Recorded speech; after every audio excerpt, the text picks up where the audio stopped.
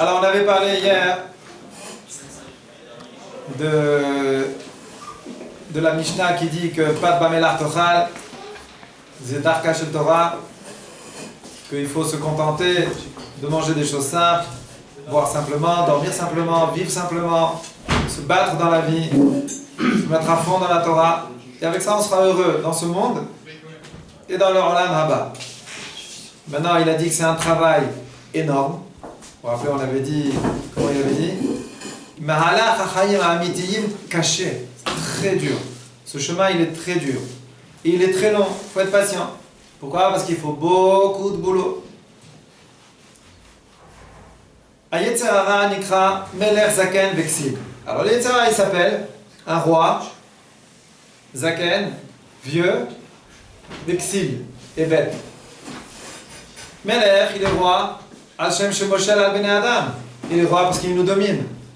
Alors s'il nous domine, comment ça se fait qu'on arrive à étudier la Torah? Comment ça se fait qu'on arrive à faire des mitzvot? Parce que Kadosh Baruch Hu, il lui dit, ça y est, lâche-le.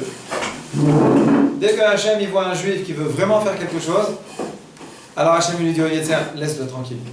Si Hachem ne lui disait pas au Yetzer hara, laisse-le tranquille, eh ben on est cuit les amis. Bah, faut pas croire qu'on a fait genre quelque chose et waouh, je l'ai gagné. Arrête de rêver. C'est rien qu'Hachem, dans sa grande bonté, il lui dit au Yetzer, bon ça va, laisse-le.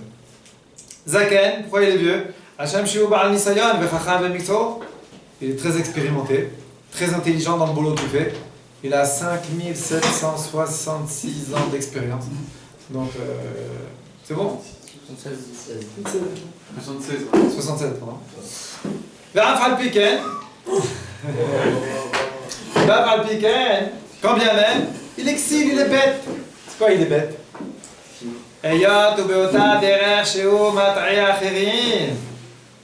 Parce que de la même manière que lui, il trompe les gens, dans le même chemin, on peut le gagner. Voilà, c'est ça le côté bête du Yetzer hara, parce qu'en vérité, quand il nous attaque, il dévoile sa faiblesse quelque part. Parce que la manière dont il nous attaque, et ben, de la même manière, on peut gagner. Les machals, l'exemple. Si le Yetzer hara, il vient au moment du limoud, il lui dit de faire quelque chose qui lui présente comme étant une chose urgente. Il y a deux solutions.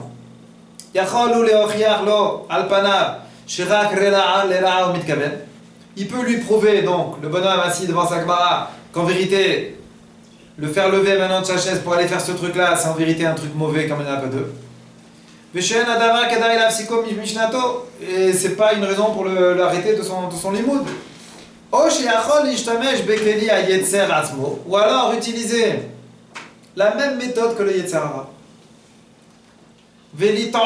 Et argumenter les fanats. C'est vrai, c'est urgent. C'est vrai, t'as raison, c'est très urgent. J'y avais pas pensé, je viens de le rappeler. Seulement, Enopanu Yarshav. Je suis pas libre maintenant. Des fois, il y a des moments dans la vie où on ne peut pas faire tout ce qui est urgent. Je ne suis pas libre. Il va le faire après le limoud. T'inquiète pas, bien sûr. Et comme ça, tu te débarrasses du Yetzer hara complètement. Alors, ce qui nous dévoile ici le Rav Dessler, c'est deux méthodes de lutte contre le Yetzer hara. C'est la méthode forte et la méthode douce. La méthode forte, c'est... Quoi? Maintenant faire ça, c'est pas vrai, c'est pas urgent, c'est pas... il se bat, il lutte, il est là, c'est pas possible, je me lèverai pas. C'est la méthode forte. Ça, tu lui déclares la guerre. Très dangereux. La méthode douce, c'est quoi? Oui, c'est vrai, c'est urgent. Ah ouais, oulala, c'est très urgent. Non mais, là, je suis en train d'étudier. L'étude de la Torah, c'est encore plus urgent. C'est vrai que c'est très urgent. D'ailleurs, je vais le marquer, vite, je prends un papier, j'écris, il faut pas que j'oublie, après le CDR, de faire ça. Tu marques le papier, tu le mets en grand devant toi, et maintenant, c'est très urgent. Ça, c'est très urgent, ça. Ce que je suis en train d'étudier, il n'y a pas plus urgent que ça. Je finis, et je m'occupe de ça, t'inquiète pas. Là, tu t'es débarrassé de lui. La méthode douce, c'est ce qu'il faut. On a trouvé la même chose dans le Midrash. Satan Abraham Avinu, que j'allais la raconte d'Israël. Le Satan il est venu devant Abraham Avinu au moment où Abraham il part faire la raconte d'Israël. Il lui a dit 4 mois Satan baderer.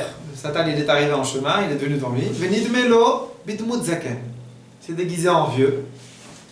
Amarlo, Léana Taoler, où tu vas? Amarle litpalel. Je vais aller prier. Amarle, Umi sheoler litpalel. Lama eshuma achelet beyado ve'etzim al ketefo. Vous avez vu la chorma d'Abraham Avinu? Il dévoile pas tout. Il dit pas je vais aller égorger mon fils. Je vais aller prier.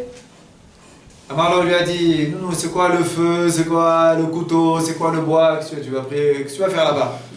Tu vas faire quoi, des grillades? Amarle, shemen ishe yom yomayi, venishrat veneafe venochal. Ben oui, il a répondu, je vais faire des grillades. Il lui a dit, peut-être on va traîner, on va rester 1 ou 2 jours, alors j'ai amené avec moi tout ce qu'il faut pour manger au cas où.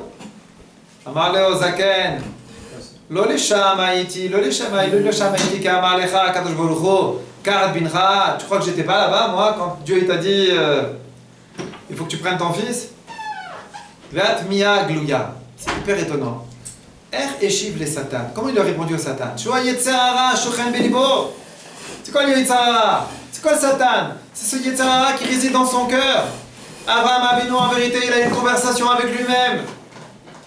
Comment Rimzal? Ou Satan, ou Yetzirah, le Satan, c'est le Yetzirah. Quand on te dit le Satan, c'est pas un truc invisible qui tourne autour de toi. C'est quelque chose qui bouge à l'intérieur de toi, dans ton cœur. Varim shel sheker. Comment tu mens? Abraham Avinu, tu mens? Dans ton cœur, il y a une petite voix qui a dit, où tu vas, Abraham? Je vais aller prier.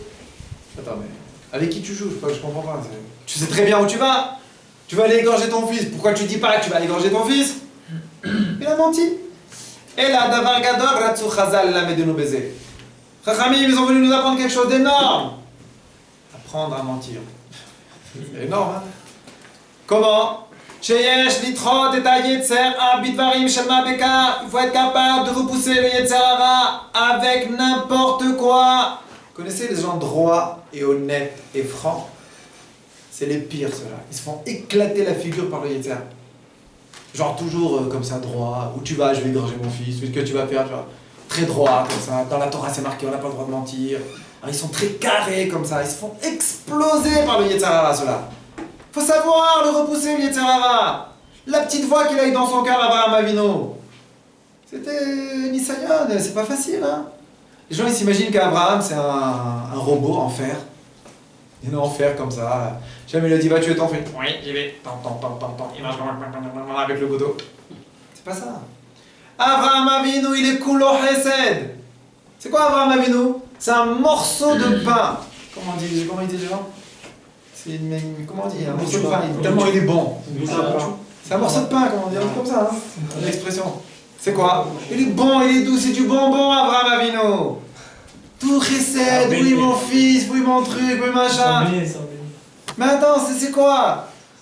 Putain, le jour au lendemain, Hachem lui dit va prendre ton fils, va l'égorger. Vous croyez qu'il est parti comme un robot? Mais attends, mais son cœur de chesed, il était en train de bouillir à l'intérieur. Mais ça va pas. Mais comment je vais faire? Mais c'est pas possible. Mais machin, mes trucs, c'est dur, machin. C'est ça, Abraham Avinu, c'était pas facile. Ah, qu'est-ce qu'il lui a dit Hachem? Le Netzarara. Non, où tu vas, Abraham, le bonbon. Abraham, le morceau de pain. Abraham, le bon. Le gentil, le doux. Avec tout le monde, tu es bon, tu es gentil, tu es patient, tu es truc. Tu vas prendre ton fils, tu vas l'égorger. Alors qu'est-ce qu'il a fait Abraham Avinu? Il a vu que les sentiments ils commençaient à... C'était une bagarre pour Abraham Avinu. Vous savez qu'au moment où il était en train d'égorger son fils, il pleurait? C'est marqué dans le Midrash qu'Abraham Avinu, il était heureux de faire la volonté de Dieu et il pleurait. Pourquoi il pleurait? Parce que c'est son fils. Abraham Avinu c'est du bonbon, il va pas pleurer. Et en même temps il était content. Et le Midrash il dit c'est comme ça qu'il a réussi le Nisayon. Parce qu'Abraham Avinu il n'avait pas pleuré. Et bien qu'est-ce qu'on aurait dit? Il a raté le Nisayon.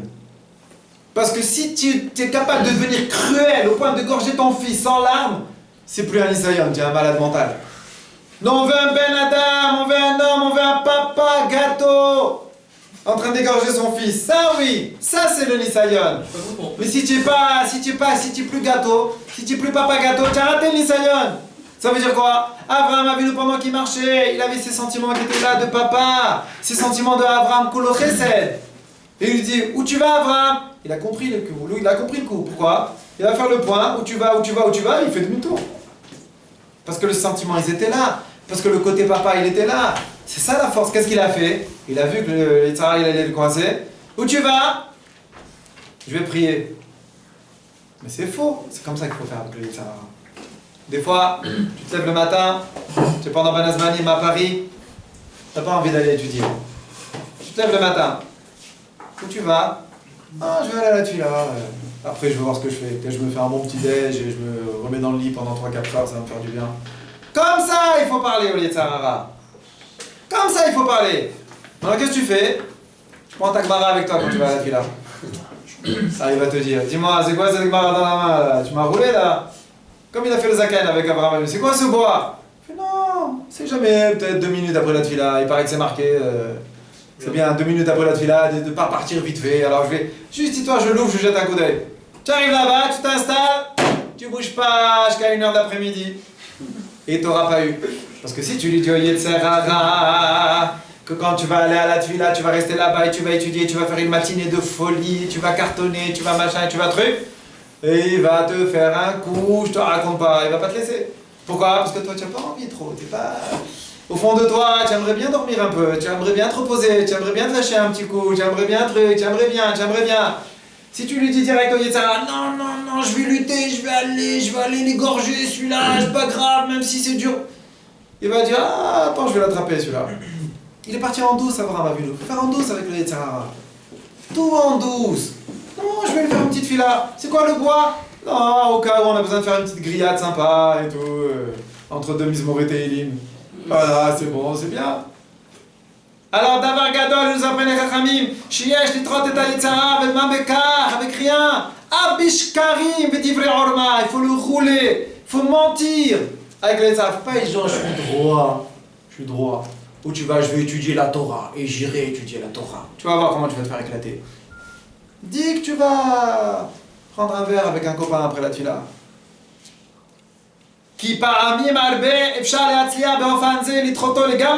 Car beaucoup de fois, on réussit à l'écarter le Yetzer Hara complètement grâce à ça.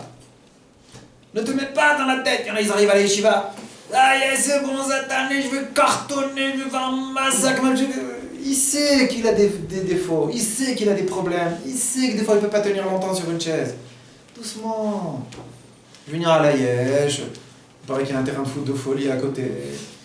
Comme ça il faut penser dans sa tête, il faut faire le truc cool. Et en douce, tu vas voir, toute l'année tu n'auras pas mis les pieds sur le terrain de foot. Comment c'est possible?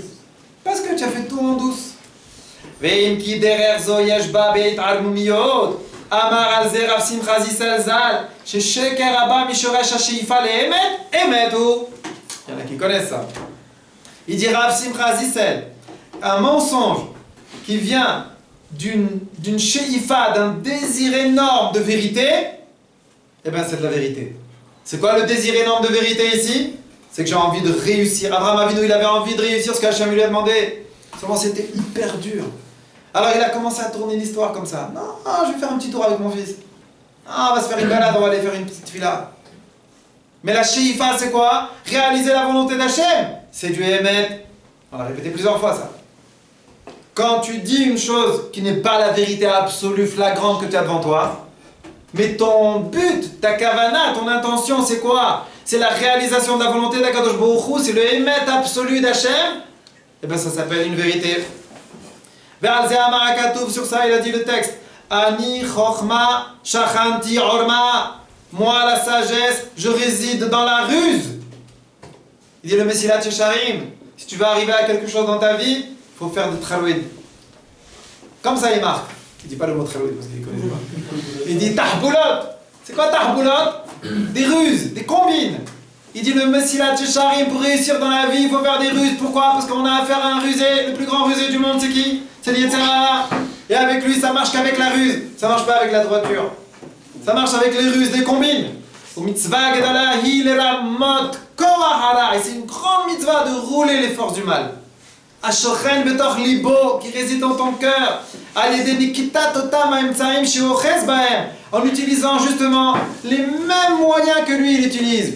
Il nous roule du matin jusqu'au soir. Avec l'argent, le kavod, les tavot, la réussite, le métier, le machin, le truc. Il nous roule. L'essentiel, c'est voir là-bas. Et il nous roule, il nous tourne la tête du matin. Ça c'est vrai, ça c'est bon, et ça c'est comme ça, et la vie c'est ça. Et attention, ne loupe pas ça, et attention de ne pas avoir ça, attention, il te faut du fric, attention. Il nous roule du matin jusqu'au soir. Alors nous aussi, on a le droit de rouler. Comme tu viens nous rouler, alors on te roule. Où tu vas? Je vais à Jérusalem. Moi, je ne veux pas à la Yesh, non. Je vais à Jérusalem, je vais visiter Jérusalem. Tu vas à une petite banlieue à côté, là-bas, je vais aller faire un tour là-bas, je vais voir sympa et tout ça. Ah, moi, je ne veux pas aller à Yeshiva, moi. Ah, je ne vais pas devenir un Talmid Chacham, laisse tomber, ça va pas. Moi, je vais juste un peu aller à Yesh, histoire de faire comme tout le monde. Voilà, comme ça, il faut parler avec le Yetzer Hara. Bah, je vais rentrer, je vais devenir le plus grand Talmid Chacham de la terre. Calme-toi, doucement. Il faut ruser, il faut rouler. Zéou Sha'amar, David Ameler, Alav Shalom. Im Chassid, Titrasa, David Ameler nous l'a dit. Avec le Chassid, tu fais le Chassid. Avec le Gibor, tu fais le Gibor. Im Gei, Im Navar, Titabel, Im Arikesh, Titapal. Avec chacun, il faut que tu fasses ce qu'il faut. Vaïnoula Amod, Hedev al Drachab, Vetarsissa. Alors pour ça, il faut connaître exactement comment il fonctionne. Ces chemins, ces ruses. Veladarat, Ketzad le Natselam Kenegdo. Et utiliser comment pouvoir les Natsel Otam Kenegdo, c'est-à-dire utiliser ce qu'il lui il utilise pour contre lui, aller contre lui. Ar derer zo i chitzoni. Ce chemin-là, il est chitzoni, extérieur. Kenon ilham negada yetzer hara al yedei shema'amid mimulo elachim lohanim. C'est une technique qui n'est pas de front, parce que tu viens pas devant lui et tu lui dis attends, hey, la Torah elle a dit c'est interdit. Ah, et tu viens comme ça, et tu fais la guerre. Non. Tu fais ouais, bien sûr, pas de problème. Petite cigarette Shabbat, pas de problème. Attends un peu. Motzei Shabbat. C'est Motzei Shabbat, c'est encore Shabbat, c'est un peu Shabbat, voilà. Motzei Shabbat.